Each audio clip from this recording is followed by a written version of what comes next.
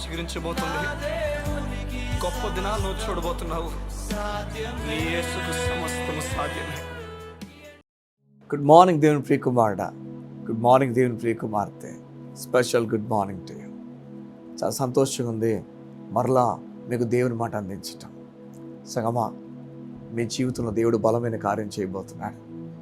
ఈ ఉదయాన్న ఒక మాట చెప్తూ మిమ్మల్ని ధైర్యపరచడానికి ఇష్టపడుతున్నాను. సింహాసనం మీద కూర్చున్న దేవుడు నిన్ను ప్రేమిస్తున్నాడు. నేను విడిచిపెట్టి వెళ్ళిపోవడానికైతే ఆయనకి ఎప్పుడూ ఇష్టం లేదు. నీతో ఉండడం ఆయన ఇప్పుడు ఇష్టపడతాడు.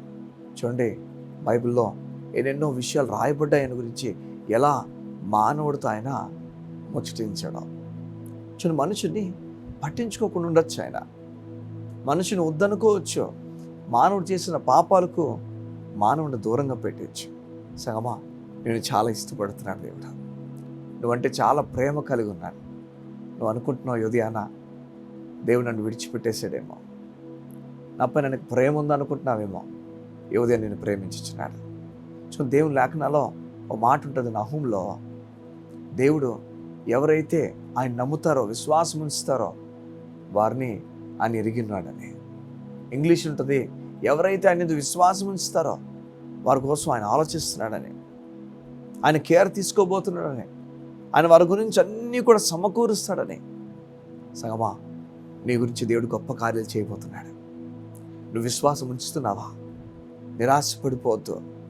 దేవుడి పైన ఎవరైతే విశ్వాసం ఉంచారో వారికి దేవుడు ఆశ్చర్యదుర్గంగా ఉండడానికి ఇష్టపడుతున్నాడు. నీవు దేవుని పైన విశ్వాసం ఉంచితే ఆ విశ్వాసము నీకు బలంగా మారబోతుంది. ఆ విశ్వాసము అపవాది కలుగు చేస్తాడా? విశ్వాసము యేసు క్రీస్తు గురించిన జ్ఞానము నీకు విశ్వాసాన్ని కలుగు చేస్తుంది. ఈ ఉదయం దేవుడు నీతో మాట్లాడి చెప్తున్నాడు, ఇదిగో నీవు పాపం వల్ల దేవుడికి దూరం అయిపోయావు. నీవు దేవుడు కలిసే అవకాశం లేని సమయంలో ఉన్నావు నువ్వు. అలాంటి సమయంలో పరలోకం నుంచి దేవుడికి బహుమతులు పంపించాడు. తన బిడ్డని గురించి పంపించాడు, తన కుమారుని గురించి పంపించాడు. శిలువ మరణం గుండా ఆయన వెళ్ళాడు. సంగమా ఈ మాట దేవుడు చెప్తున్నాడు, నీవు చనిపోవాలి. నీ స్థానంలో నా కొడుకు చనిపోయాడు, నిన్ను నా దగ్గరికి తీసుకోవడానికి చనిపోయాడు. ఇక నేను దూరం అయ్యే అవకాశం దేవుడు చెప్తున్నాడు. నీవు దేవుడు ఇంకెప్పటికీ దూరం అవ్వరు. దేవుడు నువ్వు ఎప్పుడు కూడా సమాధానం కలిగి ముందుకెళ్ళారు. ఈరోజు దేవుడితో మాట్లాడుతున్నాడు. ఆయన నువ్వు దగ్గరయ్యో గనక దేవునితో అంటున్నాడు, గొప్ప కార్యాలు నువ్వు చూస్తావు, గొప్ప కార్యాలు చూస్తావు. ఏ దేవుడైతే భూమి ఆకాశములు సృజించాడో, ఏ దేవుడైతే ఎరుకొని కూల్చాడో, ఏ దేవుడైతే ఎర్ర సముద్రాన్ని పాలు చేశాడో ఆ దేవుడు నీతో మాట్లాడి చెప్తున్నాడు, భయపడక నీకు నేను నీతిని దానంగా ఇస్తున్నాను, గొప్ప కార్యాలు నీకు జరగబోతున్నాయి. ఈ మాట చెప్తున్నప్పుడు నాకు గొప్ప ధైర్యం అనిపిస్తుంది. నువ్వు త్వరలో గొప్ప కార్యాలు చూడబోతున్నావు.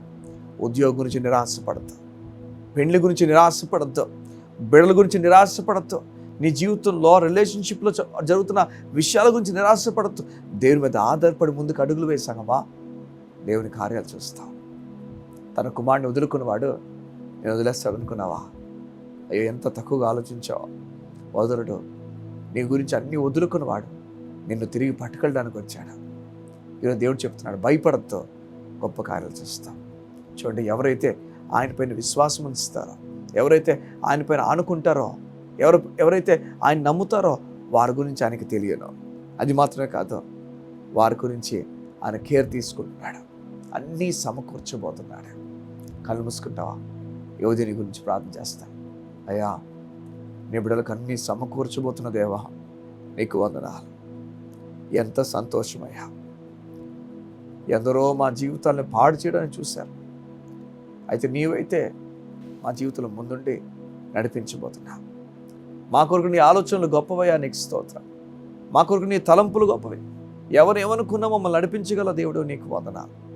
నా తండ్రి, నీ బిడ్డలను విడిచిపెట్టకుండా వారిని ఎలా నడిపించాలనుకుంటున్నావో ఆ రీతి నడిపించండి.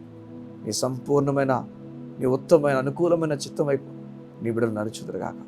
నీ బలమైన కార్యాలు జరిగించమడుతూ దైవికంగా నీ బిడ్డలు ముందుకెళ్ళినట్లుగా సహాయమును మేము ప్రకటించచ్చు.